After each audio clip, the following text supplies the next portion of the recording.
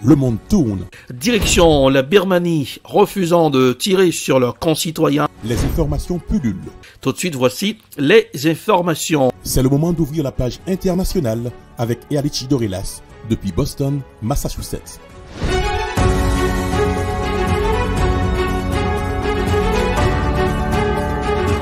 Mesdames, Messieurs, bonsoir. Nous sommes le mardi 26 avril 2022, deuxième sortie de la page internationale au grand journal du 14h, depuis la newsroom de la capitale des grandes universités du monde, Boston, Massachusetts.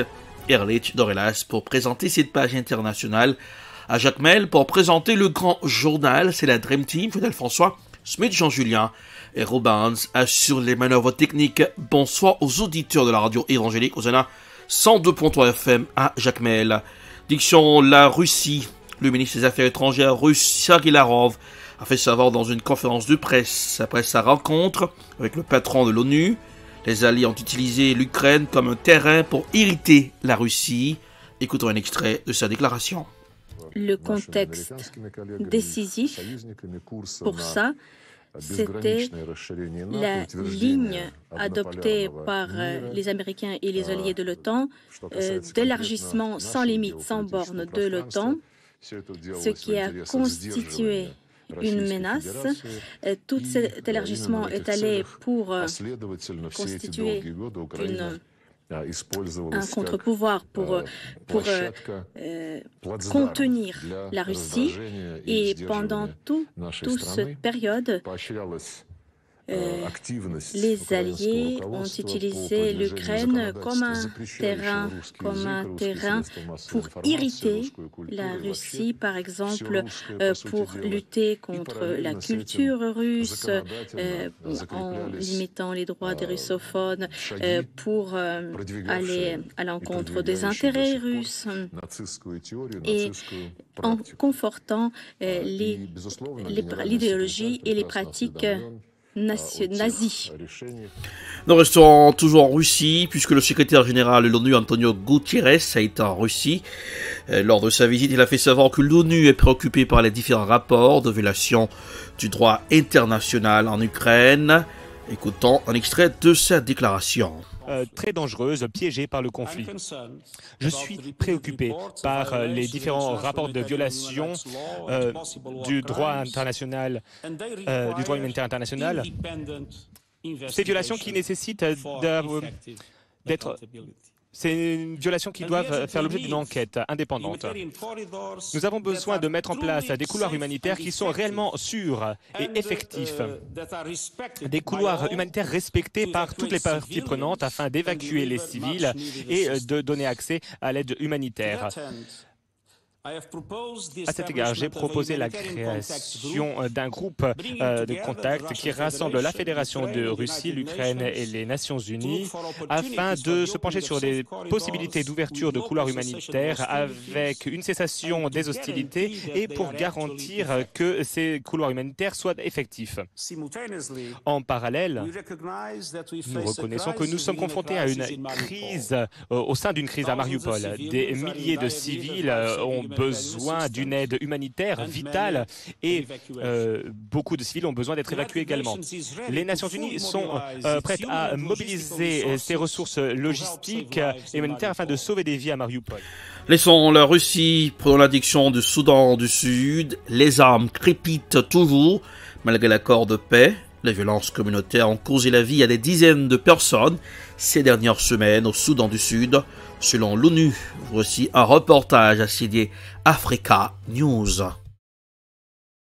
Au moins 72 personnes ont été tuées en cette semaine, certaines ayant été décapitées ou brûlées vives dans l'État sud-soudanais de l'Unité, où les violences interethniques se sont intensifiées selon la mission de l'ONU dans ce pays.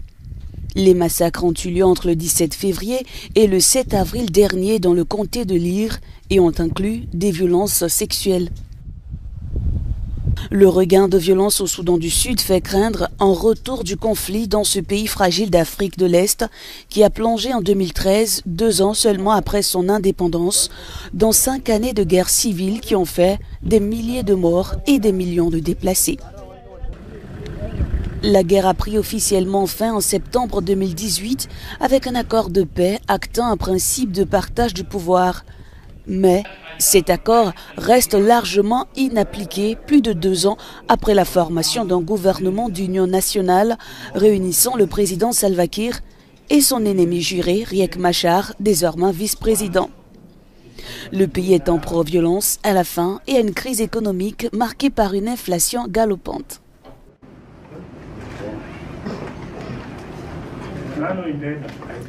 En Ukraine, le président du Parlement ukrainien a déclaré que son pays ne modifierait pas sa constitution dans le cadre de sa demande d'adhésion à l'OTAN. Ruslan Stefanchuk, le président de la Verkhovna Rada, a déclaré qu'il n'y aurait pas d'amendement de la constitution ukrainienne. Voici un reportage signé CGTN News. Ruslan Stefanchuk, le président de la Verkhovna Rada, a déclaré qu'il n'y aurait pas d'amendement de la constitution ukrainienne lors d'une interview avec l'édition ukrainienne de la Pravda. L'orateur a déclaré qu'il ne voyait pas la nécessité de modifier la constitution si l'Ukraine recevait des garanties de sécurité claires de la part d'un certain nombre d'États. Ces remarques contrastent avec celles du négociateur ukrainien Mikhailo Podolyak. Lors des négociations avec la Russie en mars, Podolyak avait déclaré qu'il y avait des signaux clairs selon lesquels l'Ukraine adopterait un statut neutre non nucléaire et ne rejoindrait pas d'alliance militaire. Selon des rapports locaux en Finlande et en Suède, citant des sources proches du dossier, les 2 pays exprimeraient ensemble leur souhait d'adhérer à l'OTAN en mai. Les dirigeants des 2 pays prévoient de se rencontrer la semaine du 16 mai pour annoncer publiquement leur intention de demander à adhérer à l'Alliance.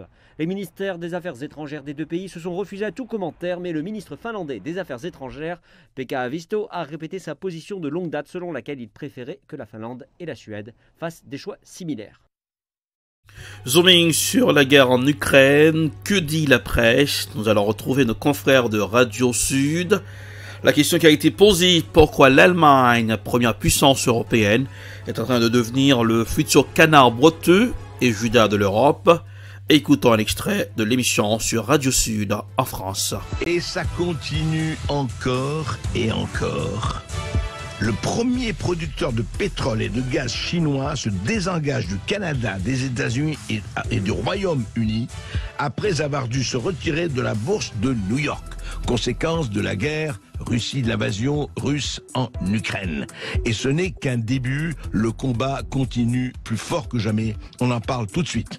Sud Radio Berkov dans tous ses états. Lanceur d'alerte. Vous avez reconnu Pink Floyd et son tube, on peut le dire, Money. Eh oui, l'argent, le nerf de la guerre, ce n'est pas par hasard qu'on dit cela. Hein. Et puis qu'est-ce qui se passe là? Eh bien voilà, ce que je viens de vous dire quand même, le premier producteur de pétrole et de gaz chinois se retire de la bourse de New York parce que, on a dit aux États-Unis, on dit à la Chine, attention, si vous achetez encore du pétrole russe sous sanction, vous allez voir ce que vous allez voir. Et encore une fois, ce n'est qu'un début. Qu'est-ce qui se passe? Anis Lagenève, bonjour. Bonjour. Bonjour. Alors, Anis, on est toujours content de vous recevoir. Vous êtes un ancien trader et vous suivez absolument toute cette guerre à côté de la guerre et qui est quand même, qui prend des proportions tout à fait, je ne dirais pas dantesques, mais très fortes. On a vu l'Arabie Saoudite vendre du pétrole à la Chine, peut-être en yuan. Qu'est-ce qui se passe avec la Chine, l'Inde, la Russie, l'Afrique, tout cela, tous ces pays émergents? Qu'est-ce qui se passe effectivement avec la Banque Centrale Européenne par rapport à ces renflouements divers et variés? Alors on voudrait comprendre, est-ce que c'est l'amorce, Anis Lagenève, ce que vous voyez, d'une guerre à la fois monétaire et économique entre l'Occident tel qu'on le connaissait avec le dollar roi et l'euro qui suivait comme le petit cheval blanc, et les autres qui sont en train de basculer, où on n'est pas encore là? Cette histoire de guerre monétaire, c'est exactement ce qui se passe derrière la guerre qui se passe en Ukraine, en fait. Ouais. En fait, ce qu'on est en train de vivre, c'est une guerre à la fois économique et monétaire entre 2 blocs. D'un côté, on a le bloc, comme vous le dites, de la zone dollar, ouais, et de la zone euro aussi qui suit. Donc ça, c'est plutôt le bloc occidental. Et de l'autre côté, on a le bloc justement des anciens pays émergents. mais qui ont grandi aujourd'hui. C'est ce qu'on appelle plutôt les BRIC. Et dans les BRIC, il y a la Chine, la Russie, il y a l'Inde, il y a peut-être le Brésil, il y a l'Iran qui veut s'allier à ces pays-là. Et en fait, justement, toute cette guerre monétaire est en train de se concentrer militairement en Ukraine. C'est-à-dire que derrière la guerre en Ukraine, il y a une guerre pour la monnaie et pour l'énergie. C'est-à-dire c'est une guerre énergétique à la fois, non pas seulement monétaire, parce que ce qui donne de la valeur à la monnaie, c'est aussi l'énergie. Et on l'a vu dernièrement. Les matières premières en général. Enfin, en général. Dernièrement, on a vu que quand il y a eu les premières sanctions contre la Russie, le rouble a tanké. C'est-à-dire que juste avant l'invasion en Ukraine, on pouvait échanger avec $1, on pouvait avoir 80 roubles. Derrière, dès qu'il y a eu les sanctions, avec justement le bannissement de SWIFT de plusieurs banques russes, etc., et le bannissement de toute activité en Russie de Visa et de Mastercard, ce qui s'est passé, c'est que le rouble a tanké et il fallait pour $1, on pouvait avoir 130 roubles. C'est-à-dire que quelqu'un qui voulait... De 80 à 130 roubles pour $1. C'est énorme en quelques semaines.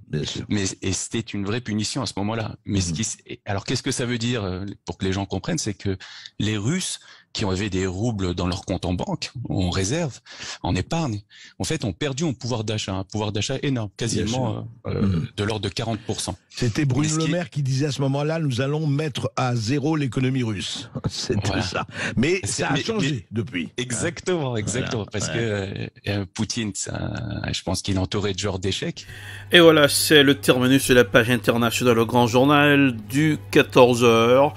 La production est signée Ed Prod, la réalisation télé Beltop pour le cœur de la radio évangélique Hosanna 102.3 FM à Jacmel. Présentation Erlich Dorelas depuis Boston, la capitale des grandes universités du monde. Cette page internationale est rediffusée sur Radio Explosion au Gonaïve et sur la page Facebook de Télé Beltop et sur Erlich Dorelas, page YouTube. Couleur du temps sur Boston pour aujourd'hui. Boston, 57 degrés Fahrenheit, 14 degrés Celsius. À Jacmel, 82 degrés Fahrenheit, 28 degrés Celsius. Bonsoir Joël, bonsoir Rubens, bonsoir Smith Jean-Julien, bonsoir aux auditeurs de la radio évangélique Hosanna 102.3 FM à Jacmel. Passez un excellent mardi accompagné de la radio. Bonsoir, à demain. C'était la page internationale avec Erlich Dorelas.